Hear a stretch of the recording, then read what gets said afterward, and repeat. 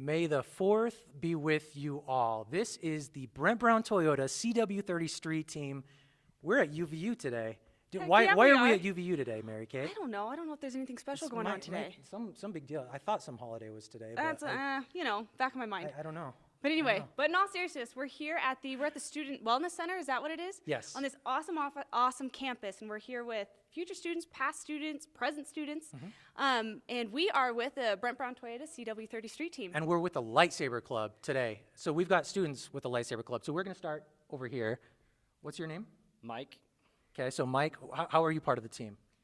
So I got involved with historical fencing a few years ago and fell in love with sword fighting. And with me and Austin over there, he's a sports guy, we combined and tried to make a lightsaber sport that felt like you're fighting in the movies. So. And it really does look like you're fighting in the movies. Watching videos of you guys, and you guys will see this in just a little bit too. Now let's keep moving here. Now you're Anna? Yes. Anna, how did you get started with the team? And tell us, you're currently the president too, aren't you? Yeah, and that's almost by default because I'm the only current student here. Okay. So you have to be a student in order to. It works. That's it. And she's awesome, Yeah. so they made sure to cover that. So how do you like being on the team so far? I love it. Yeah, I wanted to buy a lightsaber, but I didn't want to not use it. So I was looking around, seeing if there were any kind of clubs that dueled, and this one was the one that came up. And I couldn't have asked for a better team. Yeah, and it sounds like these guys sort of already had their own thing going on as far as lightsaber duels going. So we're going to move here next. Yes, and Austin? I'm going down the line here. Austin. So Austin is the founder of the Lightsaber Club here at UVU? Yeah, Mike and I, yeah. So when did you guys found the club? Oh shoot, it's been maybe almost 2 years. I'm not actually 2 years. sure. Yeah. So what was the triggering moment that you guys thought, hey, let's battle lightsabers and even start a club? It was actually kind of what Mike said. We wanted to create a sport. That was probably the main motivation behind starting the club. So, and we had at the time 11 sabers between us, maybe more. So That's a lot of sabers. Yeah. So at the time we thought, well, we can start a club. We have enough sabers. We can provide. We can have people come and use our sabers and have a good time. So I do want to ask, since you did start this, there's not another one in Utah, right? No. Not a rally saber group. No one who practices how we do, but there are other lightsaber groups. I think there's one other notable one, and Mike actually runs that one. Oh, really? That's so awesome. So maybe you guys are lightsaber enthusiasts, or other people are lightsaber enthusiasts, but you guys take it maybe to the next level by actually battling. You guys even created your own rules around competing for lightsaber battles. So Miss President happened to be at the right school then, is what I'm hearing.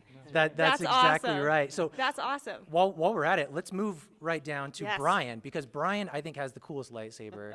Yes, this of all that I've this seen. is actually a really fantastic lightsaber. It's just it's got a good weight, and I love fighting with it. It's a good, Now, it's a it good changes time. colors too, right? Yes, absolutely. It does change colors. So it's got, I think, about 26 color presets that you can cycle through at the push of a button. Oh my Yeah. 26? goodness. And this is Fantastic. custom, right? You chose this? No, actually, this is a saber that I won in Kyber a Light. tournament. It's a Kyber Light that they sponsored us in one of our tournaments, and this was the prize. And so I took it home. That's awesome. Where was the tournament at? We had the tournament at the Vivint Smart Home Arena.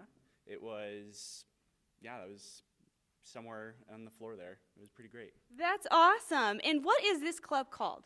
It's the Lightsaber Club at UVU. That's So that's a you full kind of name. answered my questions, but you don't have to be students to join, correct? No, we have faculty members, BYU students, non-students.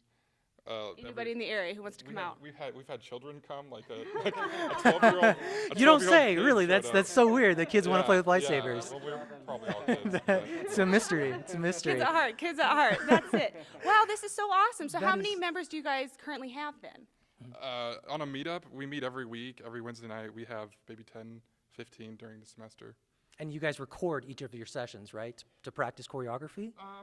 Not so much choreography. When we compete, we absolutely record everything. Yeah. Yeah. To make sure that you can improve on future competitions and things like Absolutely. that. So while we're talking about competing and while we've got these lightsabers, I feel like these are not going to good use by just sticking around here.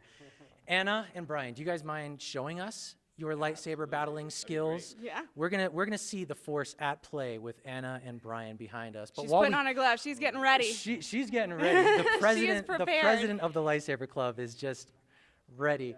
So while we're at it, though, we've got Mike here, and Mike, you actually have some experience in real sword fighting. Is that right? The closest thing to real sword fighting, I got involved with a group called, we call it HEMA, but it's Historical European Martial Arts.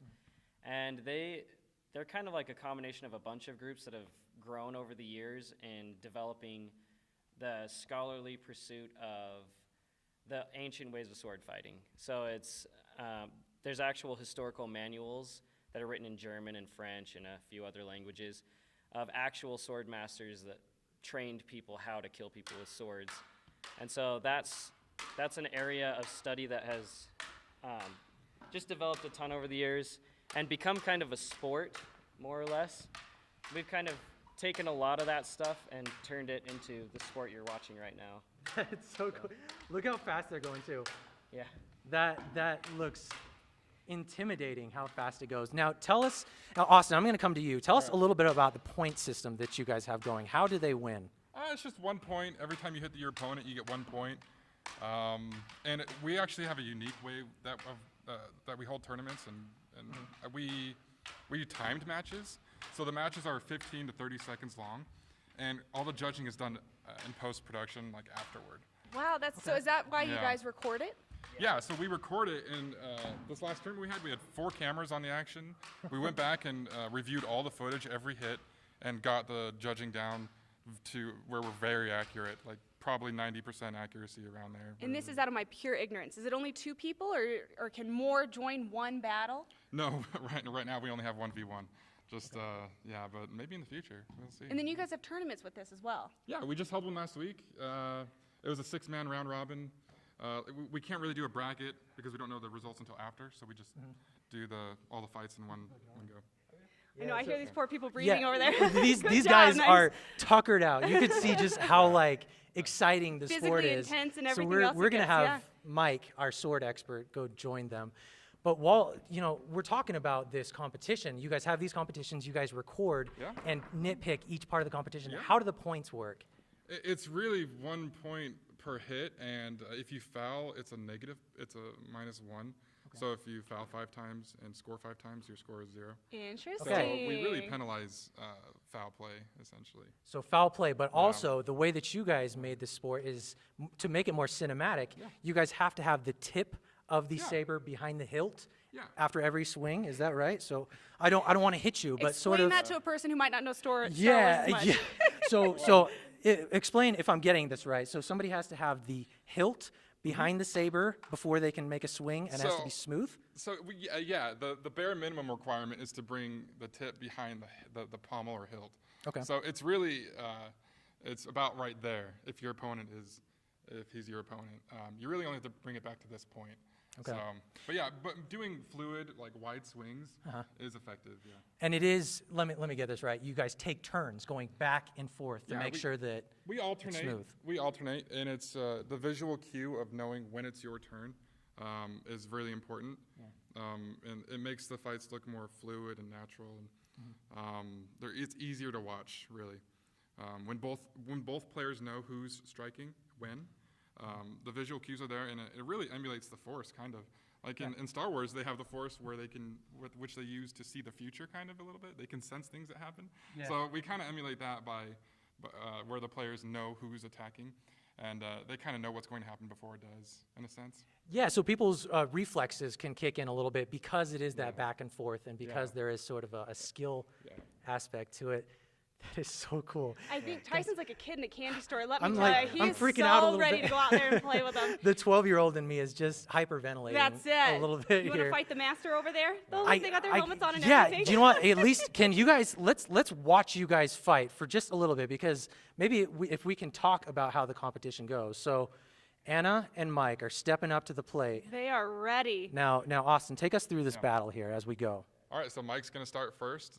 Usually we do. As of right now, it's a Rochambeau. We just to see who goes first. But Mike will go first. He's going to open with a flourish. And there, you see how he spins? He's able to do that because he brings the tip behind the hilt by spinning, like manually. That is if that makes impressive sense. for sure. So they both hit each other a few times, pretty clean.